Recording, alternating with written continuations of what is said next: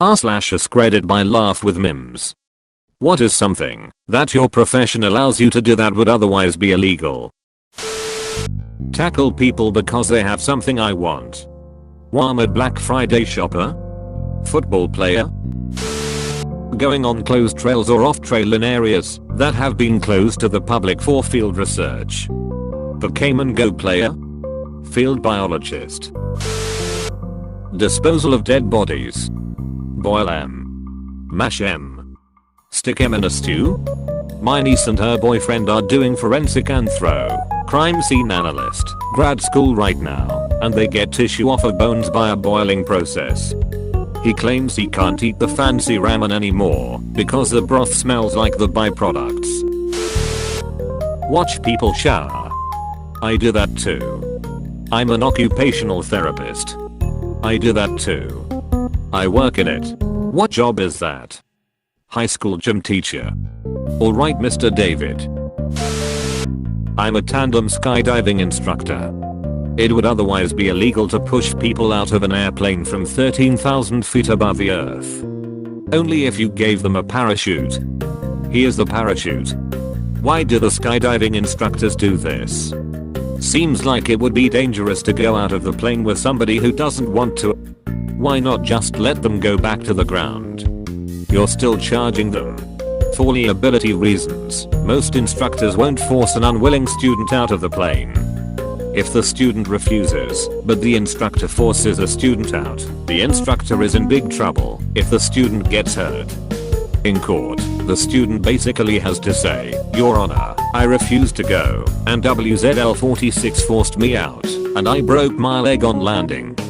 I have only done about 3,700 jumps as a tandem instructor, and I have had 4 or 5 students that didn't want to jump. We rode the plane down together, which is scarier than actually jumping. Airplanes are expensive to run, so they get out of the sky as quickly as possible, which means rolling that thing over and pointing it at the ground when everyone has left the plane. The reluctant students are now more scared than had they actually jumped.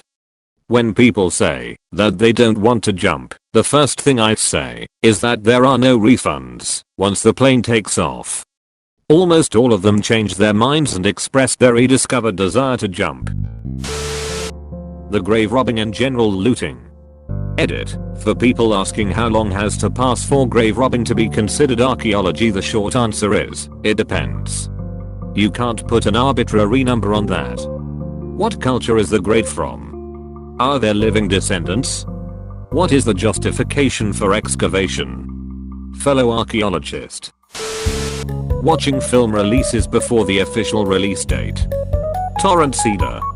What a username, wowie. Ethical penetration tester. I've been trained to be a cybercriminal, but to use my knowledge to help people. Oh right, computers. Right. I was thinking something. I dunno else. Sometimes the two overlap. Chop up various human organs. Sometimes I take a little piece home with me. Pathologist. Lol, taking bits of them home. More like sociopathologist. Edit. Thank you Anon for my first gold. I get to walk into my workplace with an axe and nobody blinks an eye. It would be very strange to not be carrying an axe, to be honest. Imagine if you carried in a feather duster and the building went into lockdown and the surrounding streets were cordoned off. That's how my staff act around a feather duster if I ask them to use it. I can freely look up clients' social security numbers, sometimes their bank accounts, and just about all of their most personal information. Yep, I stole over 200 identities this past tax season. I even told the IRS I was doing it. Put it on a big form and everything. The best part is, my victims paid me to do it. Guessing you do taxes for people. FBI? Probably works for Facebook. Facebook Bureau of Investigation.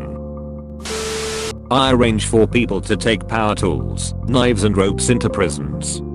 I worked in construction in a prison. 2 hours to check in, work 4 hours, 2 hours to check out. Heaven forbid you forget an essential tool outside of the 17 locked doors and gates. Why does it take so long to check in/out? I have access to pretty much every explosive known to mankind. Also, I can legally cook meth. As long as I do the paperwork for it. Edit, I should clarify, chemical explosives. Thought nuclear weapons aren't as hard to acquire as you might think. Edit 2. I've gotten a lot of two very different yet similar responses. Lots of people asking what job, and lots of people saying a fellow chemist. Yes, I'm a research chemist. Having access to clients' personal information. SSN, address, phone number, etc. along with their finances. Nigerian prince. Social worker, financial/welfare in Sweden.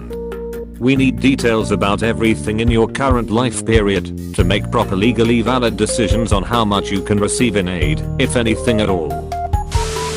I get to use all the for official use only center median U-turns on the highway. I had a friend get pulled over for doing this.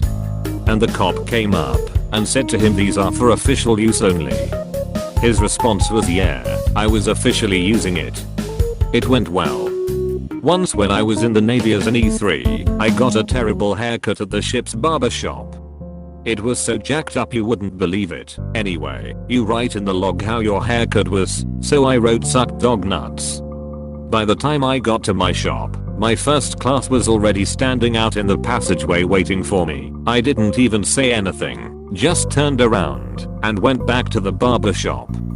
Their first class came out and started yelling at me, and at one point he said that the logbook was an official logbook.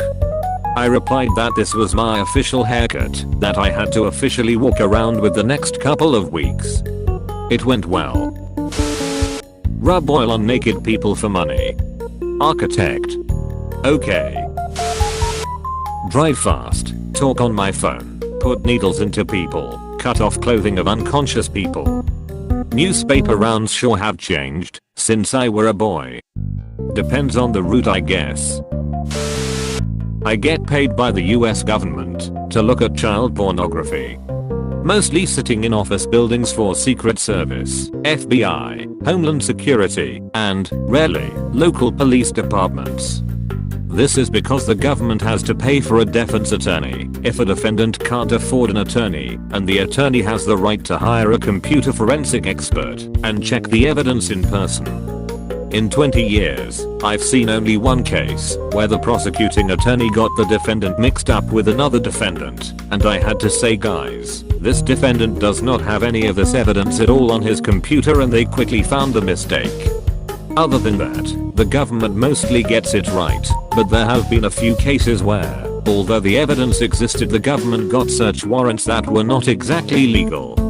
Most of the work is not designed to show that the defendant is innocent, but rather to quantify how guilty he is, and or find evidence that sort of explains the story, and or if they represent a threat to others. In other words, it's used at sentencing, but not at trial. No one wants to present this evidence in front of a jury. Go into people's gardens in the middle of the night. Wait, WTF job is this? An opposum? I deliver newspapers. I start at 4 AM. Please like and subscribe for more. This is Laugh with Mims. Goodbye.